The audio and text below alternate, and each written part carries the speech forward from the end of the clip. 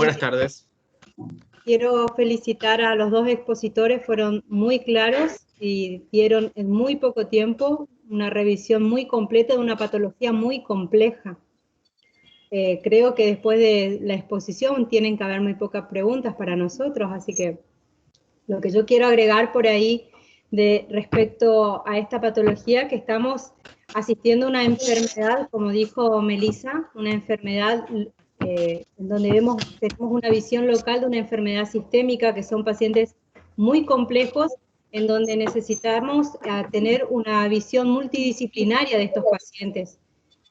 Cuando vemos un paciente en consultorio, tenemos que pensar, primero quiero saber, si estuviésemos en una situación presencial les pediría que levanten la mano, pero siendo honestos, ¿cuántos de ustedes que hacen consultorio le sacan las medias y los zapatos a sus pacientes y le toman el pulso? No le digo que le hagan índice tobillo-brazo, pero ¿cuántos de ustedes se fijan cómo está la piel, las uñas, ¿sí? Le interrogan sobre la claudicación intermitente, que claramente explicó Diego, que asintomática o enmascarada. En realidad los pacientes en consultorio no están enmascaradas. Los pacientes, cuando uno le pregunta si le duele el caminar, en realidad les dicen que no, y la siguiente pregunta tendría que ser: ¿qué tanto camina usted? ¿Cuánto camina usted? Entonces podemos ver que los pacientes, la mayoría que son asintomáticos, en realidad no caminan, o sea que no pueden manifestar la enfermedad.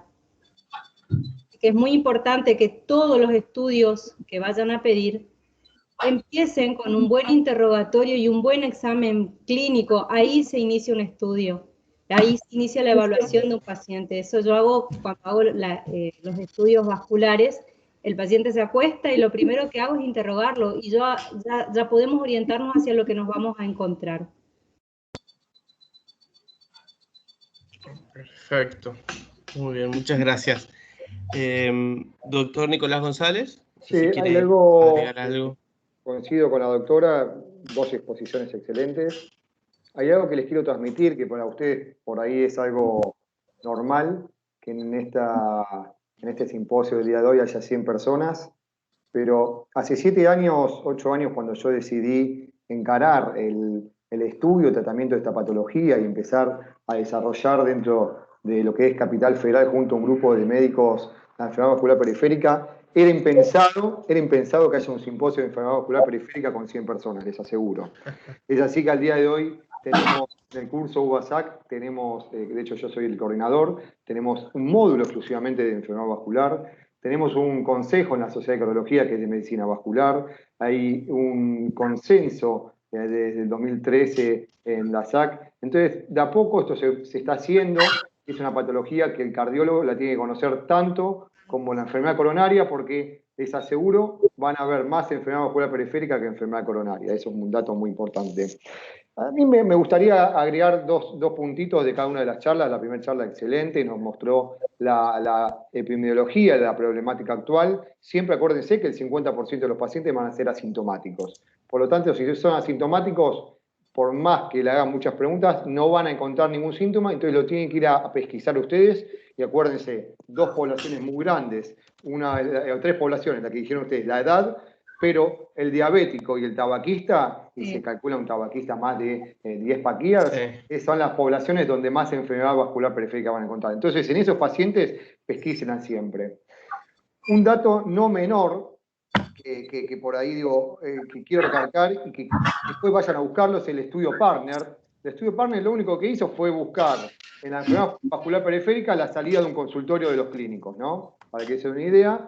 Lo que hacían, le hacían un índice de tobillo-brazo, como explicaron muy bien para qué sirve, y encontraron un porcentaje no menor en una población de riesgo, entre un 20 y 30% de pacientes con enfermedad vascular periférica. Primer dato muy importante, o sea, una alta prevalencia cuando se lo busca en esta población de riesgo. Y el siguiente punto, no menor, que el 50% de los médicos desconocían que ese paciente tenía enfermedad vascular periférica. Esto fue como un estudio que hizo pero mucho ruido en la comunidad médica, y de ahí se empieza a hacer mucho hincapié, decir, miren el desconocimiento que hay de esta patología. Por eso no lo quería dejar de comentar. En cuanto a la segunda charla, excelente como la encararon, buscando un poco los detalles en particulares del Rivaroxaban y viendo las guías. Permítanme hacer una aclaración de las guías. Si uno va a la guía europea, dice paciente asintomático, que es el 50% de la población, no usar aspirina. Y es más, lo pone en comunicación casi 3. Es decir, el que usa aspirina está mal. Y yo lo pongo en duda un poco eso, digo, porque la verdad que estamos frente a pacientes que ya tienen diagnóstico de enfermedad vascular periférica, pero no tienen síntomas, entonces por eso no hay que usar aspirina. Sin embargo, en otras diapositivas uno podría explayarse diciendo, pero a pesar de que son asintomáticos, tienen una alta tasa de eventos cardiovasculares, principalmente ACV y enfermedad coronaria. Entonces, ¿no se beneficiarían con aspirina? Y cuando uno va a la guía americana, dicen, podrían considerar aspirina. O sea, es muy opuesto, porque uno dice, está mal dar aspirina, el otro dice, podrían considerar. Por eso, la verdad que acá el juicio clínico va a prevalecer, porque tiene las dos posibilidades, o guiarse más de la guía europea o de la americana. Yo estoy más a favor de la americana. Yo creo que el paciente que tiene enfermedad vascular periférica, por la densidad de ateromatosis que tiene en el cuerpo y por ende tiene enfermedad vascular periférica a nivel femoral o popliteo o ilíaco, esos pacientes se beneficiarían con aspirina. Y el siguiente punto de la integración es el estudio Capri. El estudio Capri se le empezó a dar importancia en los últimos años. O sea, si uno agarra las guías de hace 10 años, casi estaba prohibido usar clopidogrel en la enfermedad vascular periférica, y en los últimos años lo vuelven a colocar como una opción y vuelve a recobrar importancia el estudio Capri por la subpoblación de pacientes vasculares periféricos donde vieron beneficio. Ahora, yo me pregunto, año 1996, ¿ustedes usaban estatinas, ese grupo de pacientes con enfermedad vascular periférica? ¿El beneficio fue por ser más agresivo con el antiagregante o era porque fue un antiagregante sin el uso de estatinas? Hoy en día, con dosis altas de estatinas, que es lo que sugerimos, ¿tendríamos el mismo beneficio con los antiagregantes? No lo sé. Lo dejo un poco abierto esa respuesta, no la sé yo.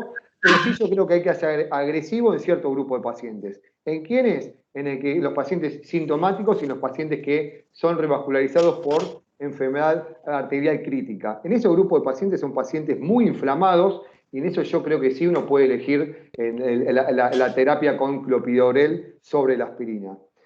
Y después me gustaría hacer una aclaración. El COMPAS, muy buen estudio, nos dio un beneficio que me parece que era de esperar, porque uno está agregando un antitrombótico en dosis bajas, pero aumentó un 70% el sangrado. ¿Está bien? Me parece que esto no es poca cosa, porque si dijimos que la edad era un factor de riesgo para el enfermedad vascular periférica, yo arriba de 65 años no utilizaría el Rivaroxaban.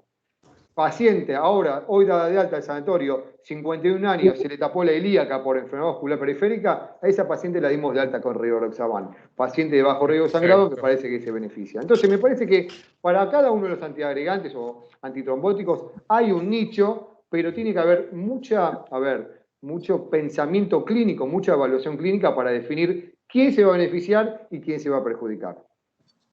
Hay un tema, excelente, doctor. Hay un tema que por ahí también tiene que ver con la elección de los medicamentos, que lo estoy viendo en el último tiempo y que creo que Nicolás va a coincidir.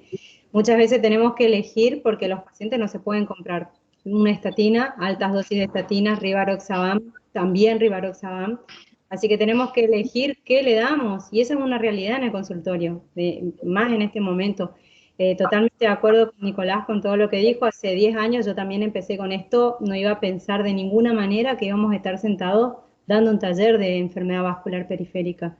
Así que es importante que nosotros nos involucremos los cardiólogos, no solamente en la evaluación clínica, sino en el seguimiento y en los estudios complementarios que tienen que estar hechos por nosotros, que esto es nuestro patrimonio, la patología vascular. Perfecto, excelente, muchas gracias. Siguiendo un poco con la línea de discusión, felicitaciones a los dos disertantes, a los temas que han dado. Realmente lo que dijo el doctor Nicolás, muy certero con el tema de la medicación y el Rivaroxaban. Me parece, no sé si apunta hacia ese lado, hay que evaluar bien cada paciente, cada situación y medicarlo correctamente, y atendiendo siempre al contexto social de cada uno, como bien comentó la doctora Tietieski. Acá en el chat están llegando bastantes preguntas, aunque no lo crean, hay bastantes preguntas. Les paso a transmitir uno. La doctora Melina Armoa pregunta ¿En qué pacientes con diagnóstico previo de enfermedad vascular periférica sería bueno buscar enfermedad coronaria? Dice. Muy interesante esa pregunta, no sé si lo dejo del panel. Excelente pregunta. Nicolás González lo que hace, porque las guías no son del todo contundentes, yo lo que hago es considero, para que haya llegado a tener enfermedad vascular periférica, hay una alta densidad de placa. Y se plantea que hay una mayor asociación con enfermedad coronaria, pero no enfermedad coronaria de coronaria derecha distal, que eso seguro le firmo que debe tener enfermedad coronaria distal. El problema es que se asocian un porcentaje no menor con enfermedad de tronco o tres vasos. Por eso yo lo que hago, siempre los estratifico, generalmente busco un dipiridamol para no estar haciendo esfuerzo en este paciente que puede por claudicación no hacer un máximo esfuerzo. Lo estratifico buscando isquemia de gran monto, no la de pequeño monto porque seguro la va a tener, sino de gran monto. Entonces yo creo que sí hay que estratificarlo. Sí, yo también hago lo mismo, paciente, y más si es diabético, aunque sea sintomático y ya tiene índice tobillo graso alterado, tiene patología vascular sintomática o asintomática, en consultorio se buscan todos los pacientes isquemia. Bien, vamos haciendo otras preguntas. También hay que tener en cuenta, como mencionaba la doctora, son pacientes a veces que están sometidos a una polifarmacia, que tienen mucha medicación asociada a sus comorbilidades, y que también la polifarmacia puede favorecer el mayor riesgo de sangrado, tal vez en una triple terapia, asociado a un deterioro de la función renal, a un deterioro de la función hepática, a insuficiencia cardíaca también. Entonces, la pregunta va dirigida a ver si hay algún score o alguna pauta clara o más concisa para definir mejor el riesgo de sangrado, o es más una evaluación clínica, intuitiva, más que nada eso. Riesgo de sangrado en el contexto tal vez de una triple terapia. No hay ningún riesgo, ni un score. Acá prevalece la parte clínica y yo la verdad que lo que yo hago es proteger a todos los pacientes y hacer el seguimiento después. Y interrogar sobre antecedentes de sangrado, que es fundamental eso también. ¿Antecedentes previos? Antecedentes de los pacientes y protección gástrica. Bien. ¿Y el seguimiento en el consultorio, cada cuánto más o menos lo están programando? Está bien que ahora con la pandemia a veces se complica, pero tal vez por telemedicina, un seguimiento con el paciente, ¿cada cuánto tiempo aproximado van interrogando o van controlando nuevamente estos pacientes? Depende, existen scores para eso, depende del riesgo del pie del paciente, porque yo lo que sigo fundamentalmente son pacientes periféricos. Entonces depende de la patología. Al mes de la cirugía de revascularización se hace, y si no, cada 3 meses. Al mes de la cirugía, a los 6 meses, y ahí anualmente la evaluación completa. Pero depende de lo que encontremos, depende de lo que se encuentre el paciente, de la clínica del paciente. Belén, permitime un agregado sobre lo que planteabas de la triple terapia. Sí. Acá uno trata de extrapolar por ahí cuestiones de la enfermedad coronaria. Acuérdense que las recomendaciones de tratamiento con doble antiagregación en una angioplastia coronaria es por lo menos 12 meses. Después discutiremos si más, menos, pero es 12 meses, más, menos algunos meses. En la enfermedad vascular periférica, por las características de la arteria, las guías no recomiendan tantos meses de doble integración. Eso es un punto importante como para destacar. Bien. Segundo, las guías no tienen mucho fundamento al mismo tiempo para decir, van a ver que hablan entre 1 y 3 meses. Y la verdad, cuando uno se pone a analizar, de hecho yo hice las guías para el CASI junto con Bluro de la parte antitrombótica post en revascularización, y nosotros pusimos en algunas situaciones 3 meses, y en el fondo, porque es la evidencia lo que hay, pero en el fondo sugerimos muchas veces si se puede extender un poco más. Aquí es lo que quiero decir. Uno acá lo que tiene que valorar es, obviamente, el riesgo de sangrado y el riesgo de del compromiso de la angioplastía, pero por ahí, si el paciente es joven, yo me animo a usar triple terapia, pensando en que 1 a 3 meses sería el tratamiento completo del clopidogrel. Y por ahí, cuando se cumpla 1 a 3 meses, le saco la aspirina y le dejo con clopidogrel, o le saco el clopidogrel y le dejo con aspirina si necesita anticoagulación. Entonces digo, para un poco no extrapolar completamente los 12 meses de la triple terapia que requeriría la enfermedad coronaria. Perfecto. Bien. Y a punto de partida de un paciente que por enfermedad periférica ha sido revascularizado, ¿qué ventana de tiempo aproximada están utilizando para iniciar la anticoagulación? A ver, la pregunta, anticoagulación para revascularización. Post-revascularización Sí. de enfermedad periférica. No, a ver, como concepto, inicialmente no está recomendada la anticoagulación para la revascularización. Después hay discusiones si bypass uno tendría que usar doble antiagregación o anticoagulación. Eso digo, es otra discusión muy grande, pero básicamente como concepto es, lo ideal es no usar anticoagulación para los bypass, primer punto. Si Bien. por ciertas características del bypass, o lo que llamamos el flujo de salida, o ciertas características de riesgo que se ocluya el bypass a corto plazo, uno decide empezar la anticoagulación, uno la tendría que empezar en forma lo más precoz posible. Ahí empieza siempre la discusión con el cirujano que quiere patear un poco más. Pero si por algún motivo el cirujano dice, mira, no fue exitoso la revascularización, o yo le hago un eco y veo flujos menores a 40 centímetros por segundo, que es uno de los factores de riesgo para que se ocluya en forma temprana, yo ahí empezaría anticoagulación en forma temprana.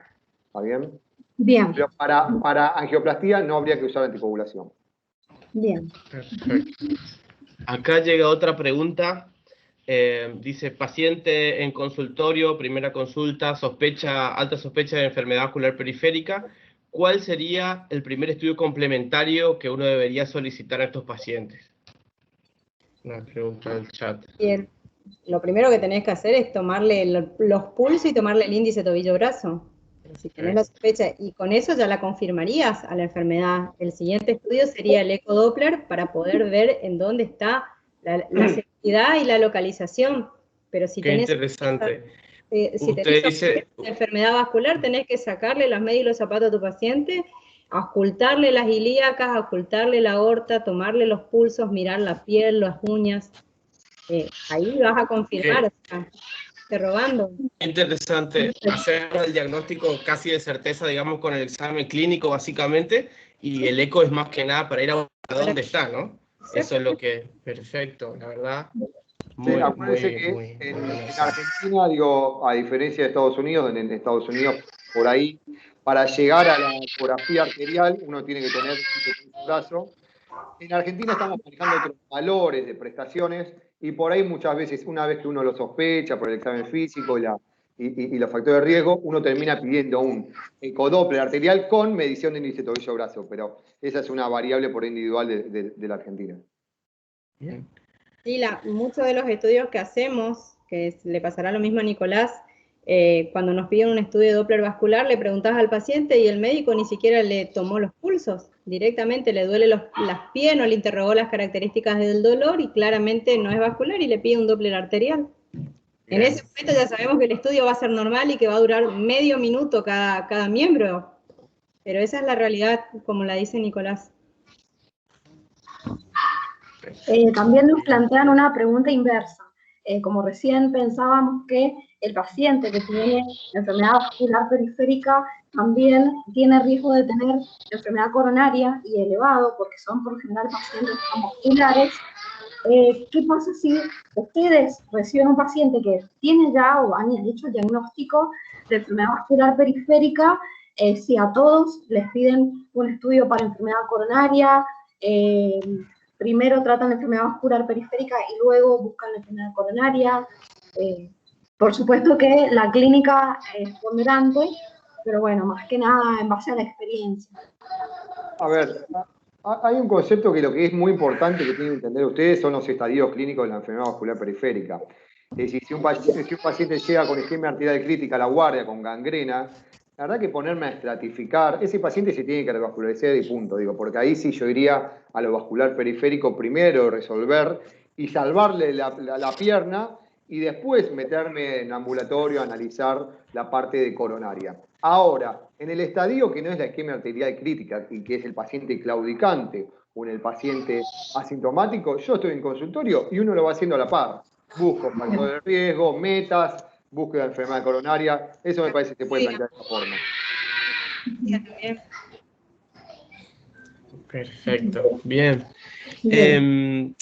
Tengo otra, esta es una edad personal. Uno cuando tiene paciente en consultorio y hace el diagnóstico de enfermedad vascular periférica y luego se propone meta de tratamiento médico, de seguimiento clínico, a lo largo, digamos, cuando uno lo vuelve a recitar, ¿cuáles son los parámetros que uno va midiendo para ver si esto mejoró, digamos? ¿Qué miden, aparte de la clínica y demás? ¿Hay algún parámetro de laboratorio, algún parámetro, y los parámetros clínicos específicos, qué uno lo ve si el paciente realmente está respondiendo? Y el parámetro clínico fundamental es la claudicación. Si tu paciente es claudicante y vos le das el tratamiento, el primer tratamiento, además de la aspirina, la antiangiolítica y la evaluación, lo vas a mandar a caminar. Perfecto, lo mandamos a caminar. El primer parámetro que vas a hacer es ese, la mejoría clínica en la distancia caminada. Y además de eso, el resto de los factores, si tenía el colesterol alto, si estaba controlada hemoglobina glicerada, pero fundamentalmente eso. No sé si sí. Yo por lo menos hago un consultorio. Hay algo que me parece que es eso lo importante, es decir, que uno se tiene que plantear cuando tiene el paciente al lado, adelante digo, cuál va a ser la meta que uno quiere de ese paciente, ¿no? Porque si es la isquemia arterial crítica, insisto, la meta, el objetivo va a ser salvar el miembro, salvar una úlcera. Si es un paciente asintomático, va a ser control de factor de riesgo, ya sea el control de la presión o lograr un LDL extremadamente bajo. Y si es el claudicante, ahí va, que mejore los síntomas y mejore la calidad de vida. Ese sería el punto. Porque no, y permítame, por ahí me meto en una de las preguntas que están haciendo en el chat, en qué pacientes estarían silostazol. Y volviendo a esto, la única indicación de silostazol es el paciente claudicante, buscando como meta que mejore la distancia caminada. ¿Está bien? Entonces, por eso yo me paro al paciente claudicante, meta que mejore la distancia y la calidad de vida. Tratamiento, caminatas y silostazol. Ese sería un poco el mensaje a la respuesta también de silostazol. Perfecto. Bien, perfecto. Una cosita más, quería opinar y quería también escuchar a leer la opinión de los expertos y no perder de vista la indicación de ejercicio físico supervisado en este grupo de pacientes, ya que el ejercicio físico supervisado incluso se compara con terapias endovasculares no invasivas. Por lo tanto, la utilidad y la eficacia y la eficiencia de este tratamiento no farmacológico debería tenerse muy en cuenta en este grupo de pacientes, además de utilizando las estrategias no farmacológicas como la dieta y las estrategias farmacológicas como las estatinas o el control del LDL, por supuesto el control de la presión arterial.